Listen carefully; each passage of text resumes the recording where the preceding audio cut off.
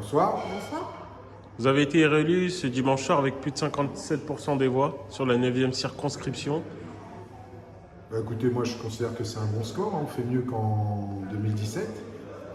Donc je gagne avec plus de voix qu'en 2017. Je pense que c'est le résultat du boulot quand même qu'on a fait pendant près d'un mois et demi avec les équipes, avec Gaëlle notamment qui est ma suppléante et qui a fait un boulot extraordinaire. On a été sur le terrain depuis le 7 mai, tous les jours. Il n'y a pas eu un jour d'arrêt jusqu'au 10 juin à expliquer le projet présidentiel, à expliquer ce qu'on faisait sur la circonscription, à essayer de contrer des fake news, expliquer que bon, ce que les gens entendaient n'était pas forcément vrai, à les convaincre, etc. Finalement, ça a payé. Un mot pour les électeurs qui ont voté pour vous.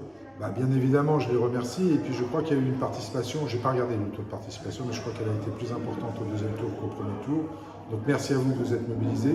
Franchement, pour la circonscription, c'était quand même mieux parce que je l'avais expliqué entre les deux tours. Avoir un député de l'opposition comme député de la circonscription, c'était l'assurance que tous les travaux qu'on avait commencé à mettre en place allaient s'arrêter parce qu'il n'aurait pas eu les leviers nécessaires pour les poursuivre. Donc voilà, on va continuer le boulot qu'on a entamé les 5 dernières années et les 5 prochaines années en espérant ancrer des choses définitivement sur la circonscription pour le bien des habitants de la circonscription. Madame Offray, un mot?